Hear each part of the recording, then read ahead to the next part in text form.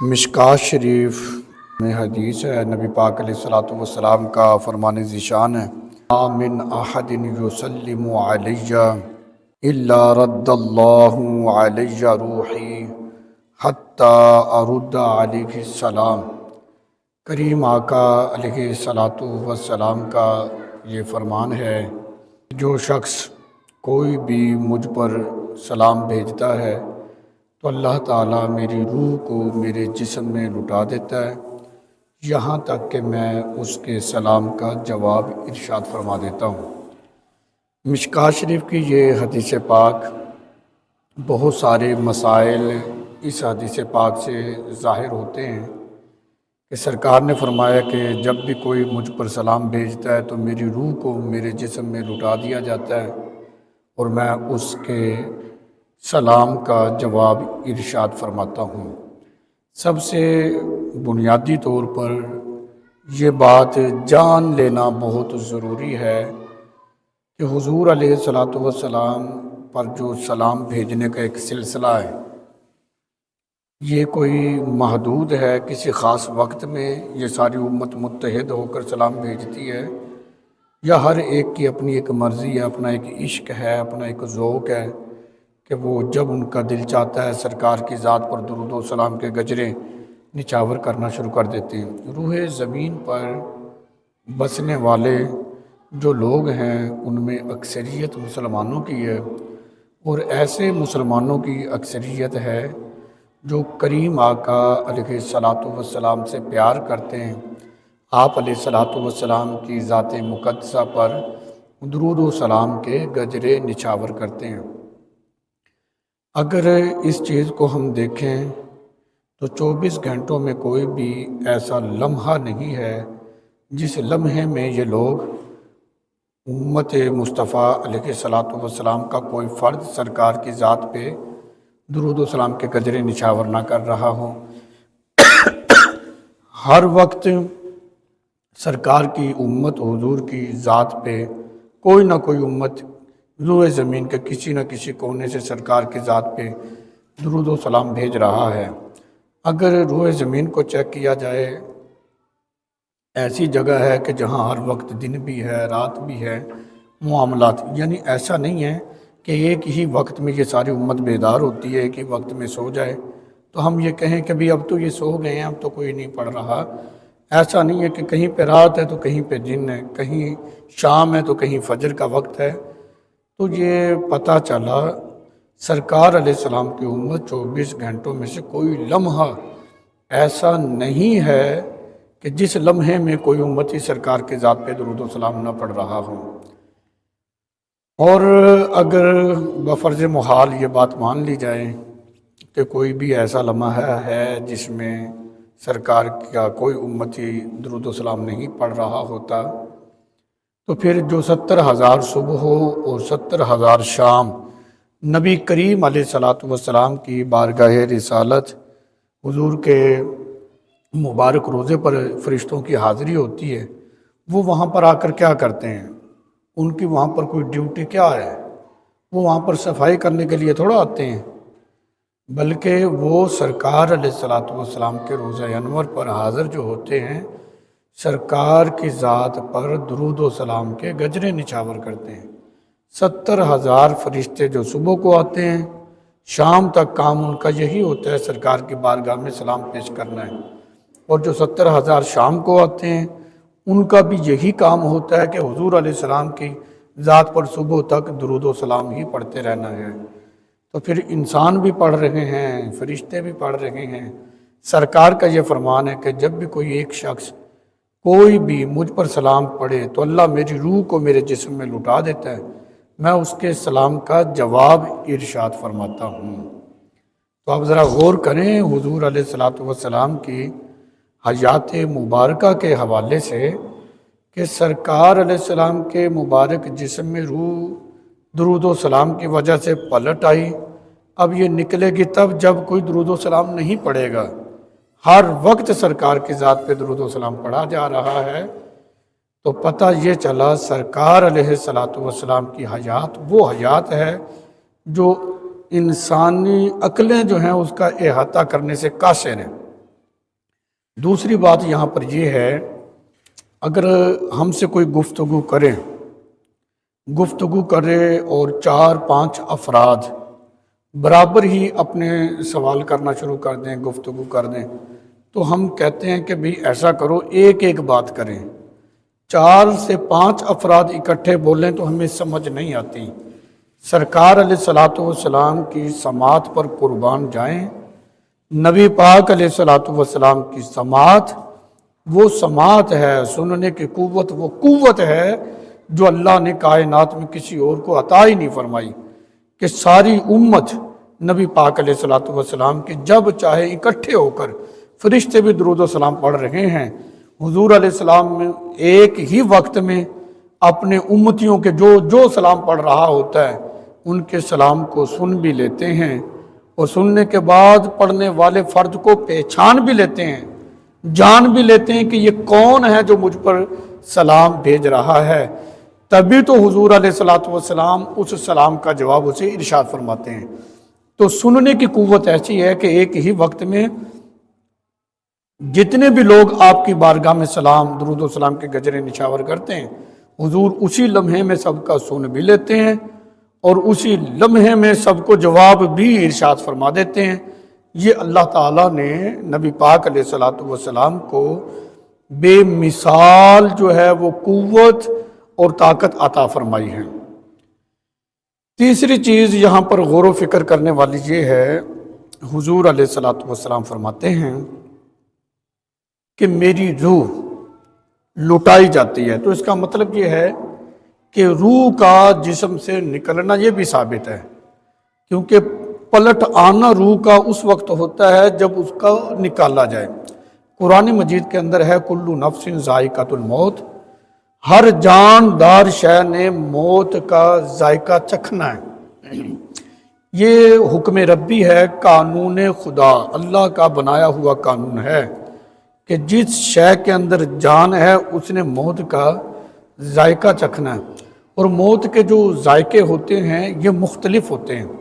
ویسے بھی جب بھی ذائقے کا لفظ آتا ہے، وہ انسان جو عقل اور شعور رکھتا ہے وہ اس چیز سے بخوبی واقف ہے کہ ذائقہ ایک طرح کا نہیں ہوتا، ذائقے مختلف ہوتے ہیں۔ کڑوا، میٹھا اور کھٹا مختلف قسم کے ذائقے ہوتے ہیں۔ تو یہاں پر لفظ ذائقہ استعمال ہوا ہے، جس کا مطلب یہ ہے کہ موت کے بھی مختلف ذائقے ہیں، ہر طرح کی موت ہوتی ہے، ہر ایک کی موت ایک جیسی نہیں ہوتی۔ یہ بہت بڑی حماقت ہے کہ ہم اللہ تعالیٰ کے برگزیدہ بندوں کو، خاص طور پر انبیاء کی جو ہے اموات کو ہم اپنی موت پر قیاس کریں۔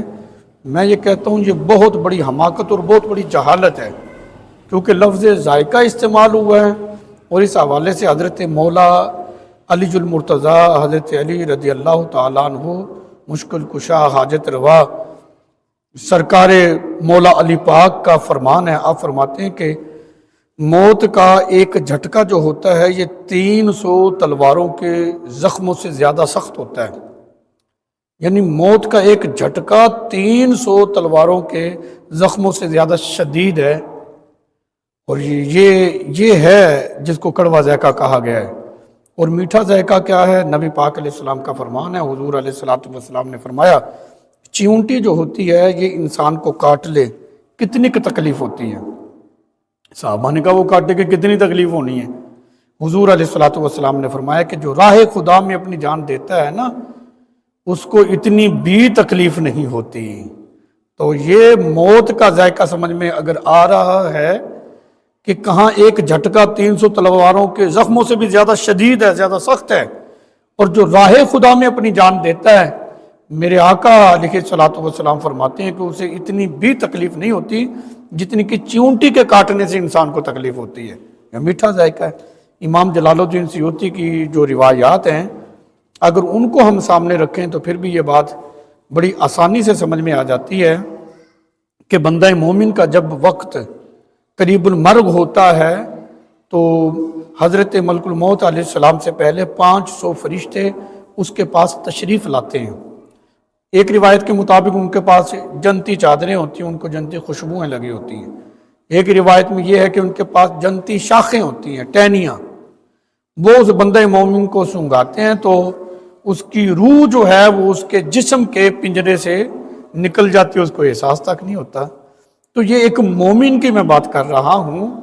تو پھر جو اللہ کے برگزیدہ بندے ہیں اور خاص طور پر اولیاء اللہ ہیں، اصحاب رسول ہیں، اہل بیت رسول ہیں، انبیاء اکرام ہیں، پھر امام الانبیاء علیہ الصلوۃ والسلام ہیں، تو انسان کچھ تو اس معاملات میں، اس مسئلے میں حیا سے گفتگو کرے نا۔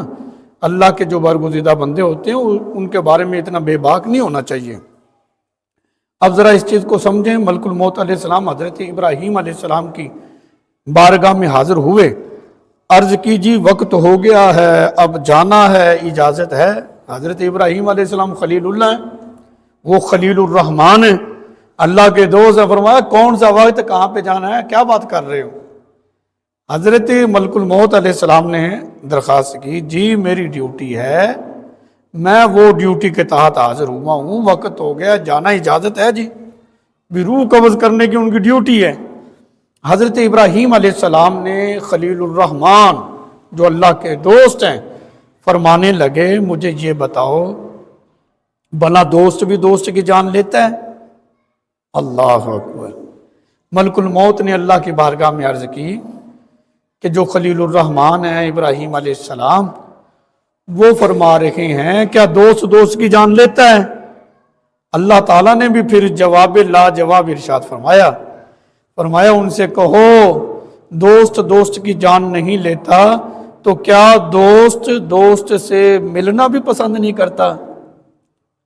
جب یہ بات ملک الموت علیہ السلام نے حضرت ابراہیم علیہ السلام خلیل اللہ خلیل الرحمن کی بارگاہ میں عرض کی، رب فرماتا ہے کیا دوست دوست سے ملنا پسند نہیں کرتا؟ حضرت ابراہیم علیہ السلام اسی لمحے میں آپ نے بے ساختہ فرمایا پھر یہ دوست اپنے دوست سے ملنے کو بالکل تیار ہے، جلدی کرو، دیر نہ کرو۔ تو پتہ چلا ہر ایک کی موت ایک جیسی نہیں ہوتی، یہ دین نہیں ہے جو لوگوں کے سامنے ذکر کیا جا رہا، ہر ایک کو ایک پلڑے میں ڈالا جا رہا ہے، ایسا نہیں ہے۔ جو اللہ کے پیارے ہوتے ہیں ان کا انداز ہی نرالا ہوتا ہے۔ تو یہاں پر جو معاملات ہو رہے ہیں وہ جو نبی پاک علیہ السلام کے حضور نے فرمایا، جب بھی کوئی ایک میرا امتی مجھ پہ درود سلام بھیجتا ہے، میری روح میرے جسم میں لٹا دی جاتی ہے اور میں اس کے سلام کا جواب ارشاد فرماتا ہوں۔ تو سرکار علیہ الصلوۃ والسلام کی حیات، اب حکم ربی کلو نفس ذائقۃ الموت، میں نے کہا تھا کہ لفظ ہیں روح کا لوٹا دینا، تو اس کا مطلب ہے کہ جسم سے روح کو نکالا گیا ہے، جو چیز نکالی جائے وہی پلٹ کر آتی ہے۔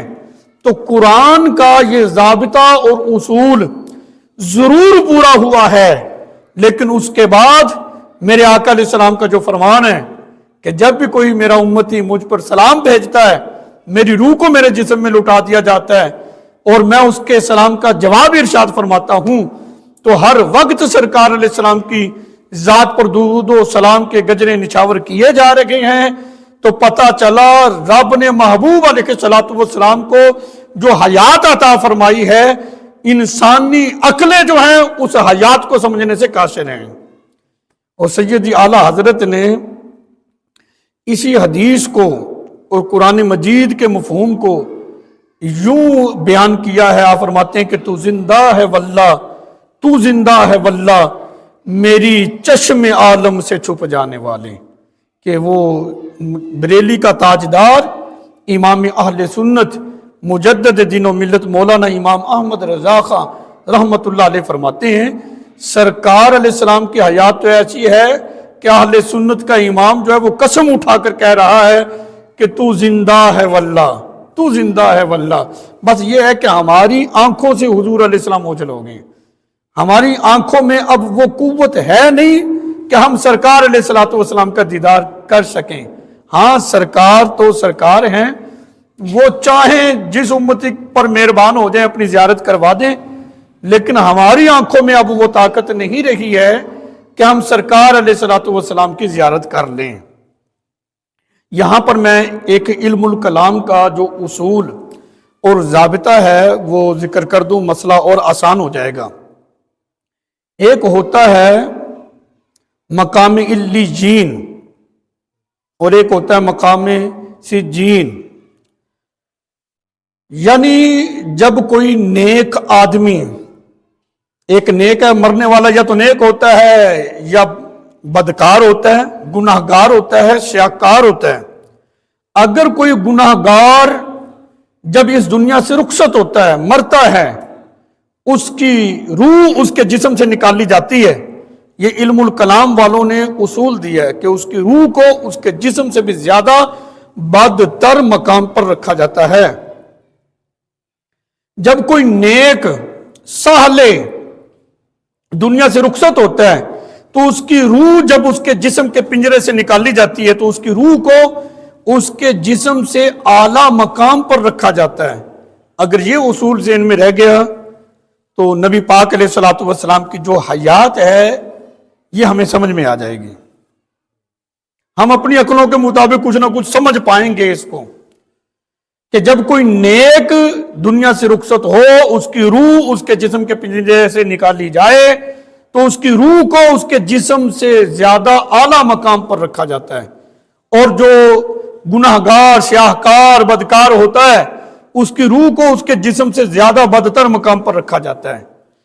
اب کل نفس ذائقۃ الموت، اس قرآنی آیت اور اس قرآنی حکم کے مطابق نبی کریم علیہ السلام کی مبارک روح کو آپ کے جسم سے نکالا گیا تاکہ یہ قانون پورا ہو.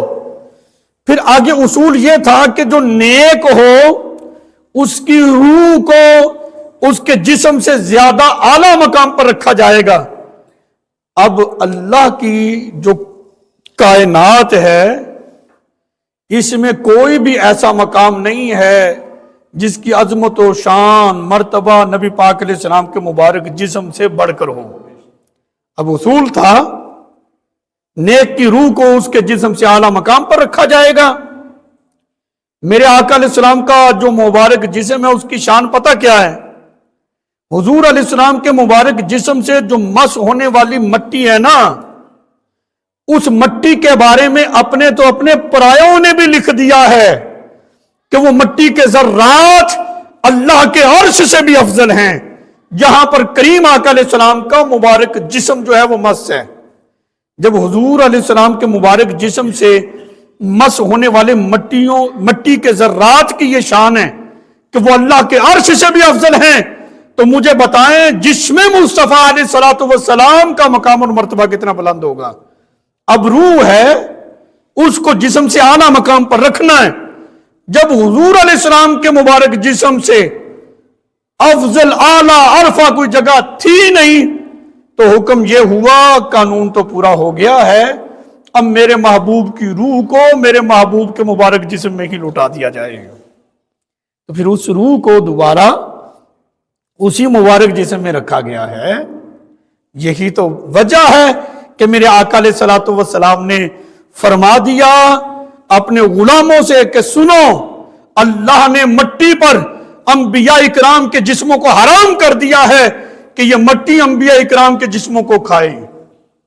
ایسا کبھی بھی نہیں ہو سکتا کہ جب محمد کے غلاموں کا کفن میلا نہیں ہوتا، جب سرکار علیہ السلام تو والسلام کے جو نیک امتی ہیں ان کی شان یہ ہے جسم تو جسم ان کے کفن تک میلے نہیں ہوتے قبروں میں، جو امام الانبیاء علیہ الصلوۃ والسلام ہیں، پھر جو انبیاء کرام، پھر انبیاء کے بھی جو امام ہیں، پھر سرکار علیہ السلام کا مرتبہ اور مقام کتنا بلند ہوگا.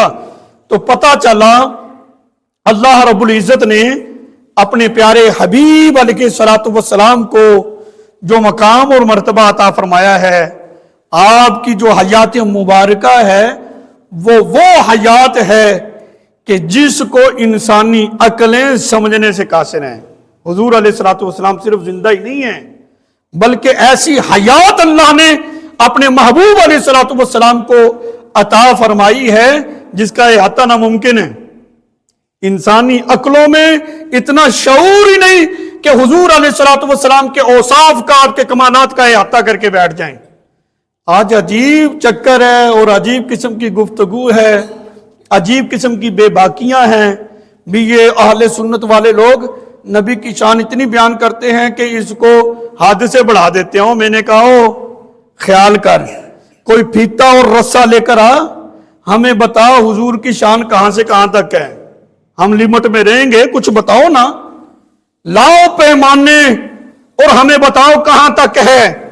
جب تم اس کا پیمانہ کر ہی نہیں سکتے, حضور علیہ السلام کے کمالات, آپ کے اوصاف کا احاطہ کرنے والا جو پیمانہ ہے رب نے دنیا میں پیدا ہی نہیں کیا ہے, تو پھر مجھے یہ بتاؤ جس محبوب کی شانوں کی حد انسانی عقلیں کر ہی نہ سکے, تو پھر حد سے کراس کون کر سکتا ہے. تو سرکار دیکھو نا, یہ زندگیاں ختم ہو سکتی ہیں, یہ دنیا کے جتنے درخت ہیں ان کی کلمیں بناؤ, جتنے سمندر ہیں ان کی سیاہی بناؤ, پھر سرکار علیہ الصلوۃ والسلام کے اوصاف کو لکھنا شروع کر دو, یہ کلمیں ٹوٹ جائیں گی, ختم ہو جائیں گی, سمندروں کے پانی سیاہی بن کر خشک ہو جائیں گے, ختم ہو جائے گی.